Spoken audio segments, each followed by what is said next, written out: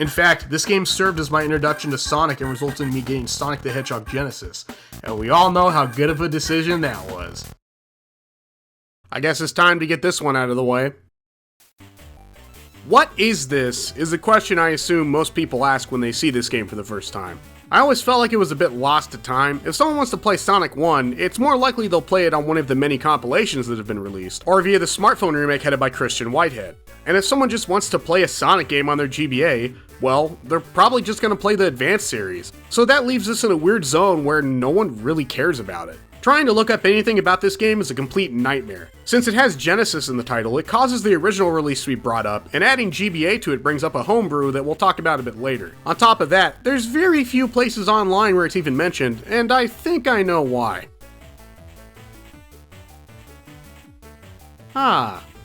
That's why. Yeah, this thing got released same day with the infamous Sonic 06, so it's no wonder why it was buried. That game was in development hell and rushed to meet a deadline for Sonic's 15th anniversary, but what of this simple port of an older title? Is this some hidden gem people forgot simply from backlash caused by its bigger brother? No. You know, I'm surprised that for how overshadowed this thing was, it has quite a few ratings on Metacritic. Both sides seem to be in agreement, which isn't very common. But then again, if there's recent comments talking about how bad it is on frickin' Spriter's Resource of all places, I guess its reputation must precede it. I've seen some people say this port was only developed in a few weeks, but I can't find any sources that confirm that. Honestly, I can't even tell you who's responsible for this port. The only credits in-game are those that exist for the original release, and the game's manual just has credits for marketing and production of the manual and box art. I guess those are the people responsible for the slight color changes to the original US's release art here, which apparently is something people don't like. I don't know, I think it looks good. Peter, did you paste a new picture of yourself on our wedding portrait? Yeah, I think it looks better. You pasted it over me. Yeah, I think it looks better. Honestly, I kinda like the overall presentation of this product. Again, the packaging is quite nice, but the in-game menus look pretty good too. There's two modes, one for playing with the spin dash and one without, so you get the full experience. And they added a jukebox that contains the full soundtrack as well as sound effects. In terms of changes for the hardware, the game does have screen crunch to accommodate for the GBA's 240 by 160 resolution, but honestly, it's not too bad and is handled well here. The soundtrack and sound effects for the game were completely remade, and while lots of people aren't fans, I quite enjoy it. Whoa there, cowboy. Is that some Chrono Trigger I hear?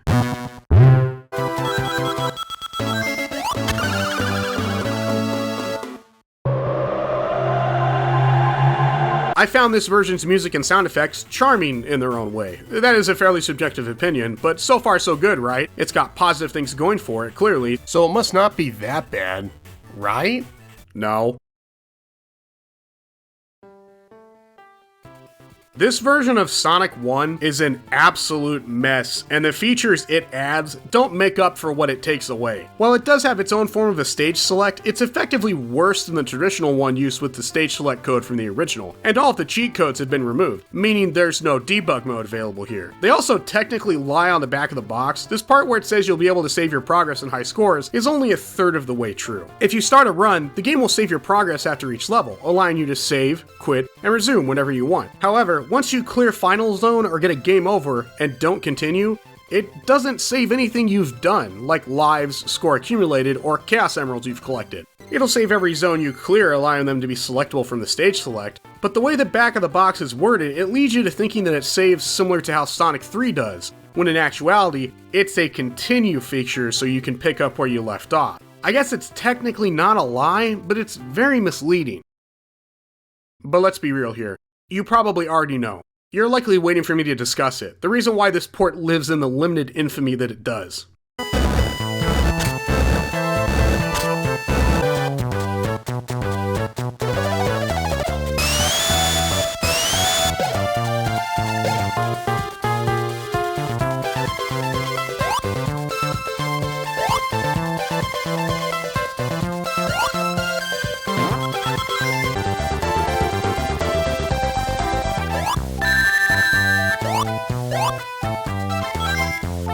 Yeah, the technical performance of this game is really poor. Honestly, the only comparison I can make in terms of Sonic games is Sonic Jam on Gamecom.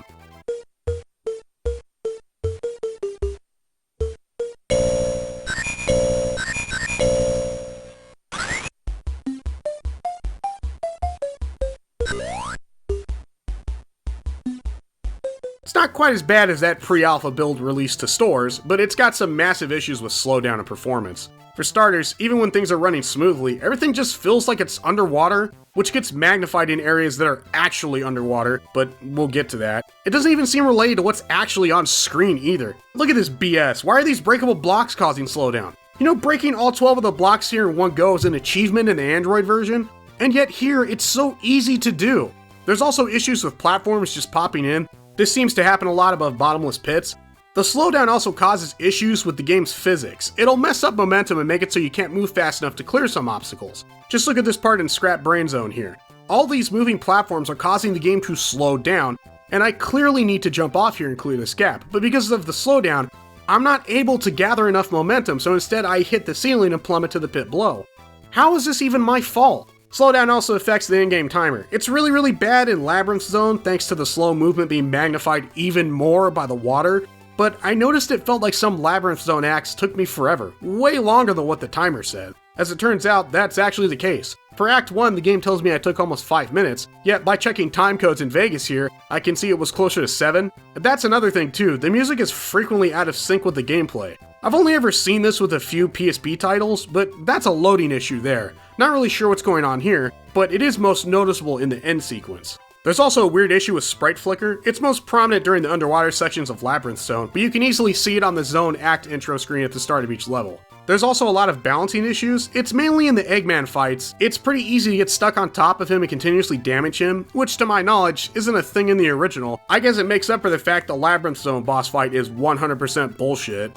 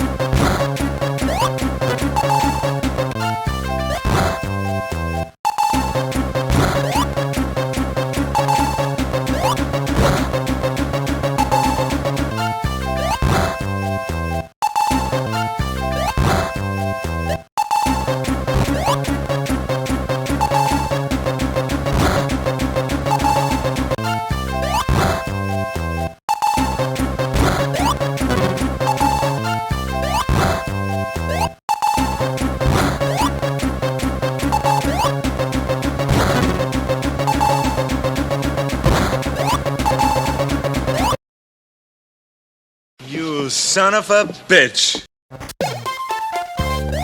Yeah, so this thing right here, he doesn't do that in the original. As a kid, this killed a lot of my runs because typically, he'll bounce you right back into this stupid spike. The only real way past this is to hold left and rub against this wall while jumping. You'll damage him but catch the lip of this platform so you won't go back down? Why? There is literally no reason for this change. It just makes this already difficult zone even harder. So, obviously, this is really bad. It's dressed up nice, but it's still a bad game. And you know, with games like this, a lot of people typically don't play them, meaning that it's time for a visit from our old friend.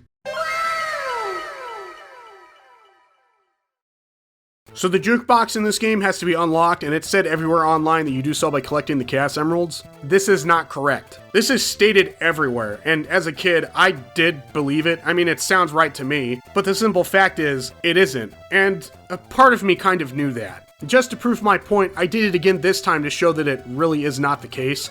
I've told GameFAQs about this, and they removed one repeated instance of the cheat, deleted the correct one I provided, and ignored the second report. I'm not really sure what that's about. Maybe I did something wrong, or they need to check it themselves independently. Gonna cross my fingers. Anyways, as a kid, I was pretty stubborn, and this incorrect unlock method wasted a lot of my time. I remember getting all the Chaos Emeralds twice in Anniversary Mode to no avail, and if you've never played this version, you have no idea how much of a nightmare doing that is.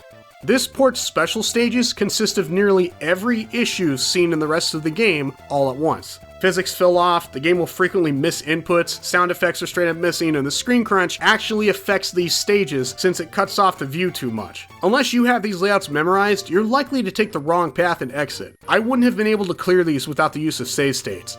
Now, up until this point, I've done everything in Anniversary mode. Typically, when I played this game in the past, I never touched the original mode because this port is incredibly hard without the spin dash. Spin dash allows you to build momentum almost instantly and cancels out a lot of the issues concerning gameplay I mentioned previously. However, there is this glitch in Labyrinth Zone Act 3 where you can enter this room with the water level already risen. If this happens, there's only two ways out. You need to get all the blocks to rise and kill all the enemies, go all the way back over to the left, and then spin dash to the right, jumping at just the right time so you'll catch the final block and ride it to the top. The other option is to die, and if I remember correctly, the water level should reset, but I didn't check to make sure. That first method isn't an option in Anniversary mode, but you know what? I've had enough of this game. It's been 14 years and I want to finish this thing once and for all. I don't care how hard it is, but thankfully, I have a little bit of an edge this time.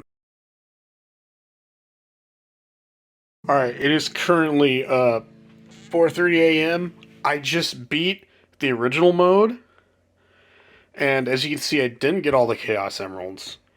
So, there's a chance this may not work, but I've never done this before. I've never beaten the original mode before, so let's see if I get the rest of the sound test. Alright, moment of truth. Oh, yeah!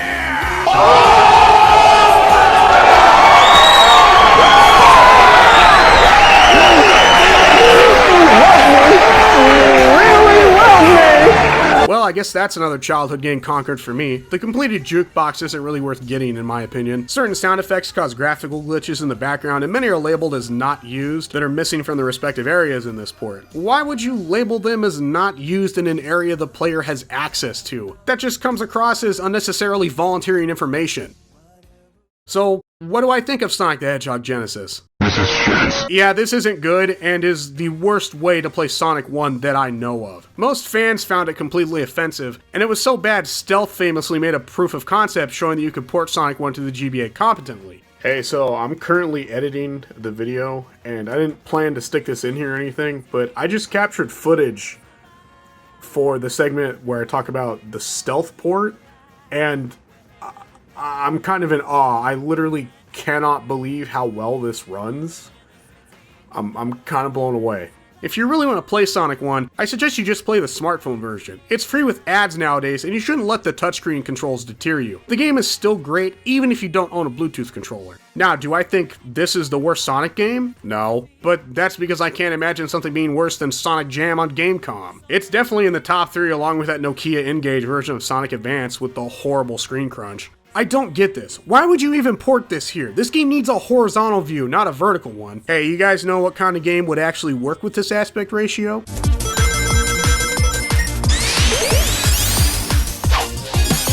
Bit of a hot take, but I don't find a lot of Sonic games people label as bad to be truly worthy of that title. Except for Blast, that game sucks ass. But games like Labyrinth and Sonic R, while being thematic messes and something fans straight up did not want, are functional and can be enjoyable to play. Those games are also built with the limitations of the hardware in mind. I think for something to truly reach the heights of awfulness, it has to be a horrid experience that doesn't even work right for its intended platform of release.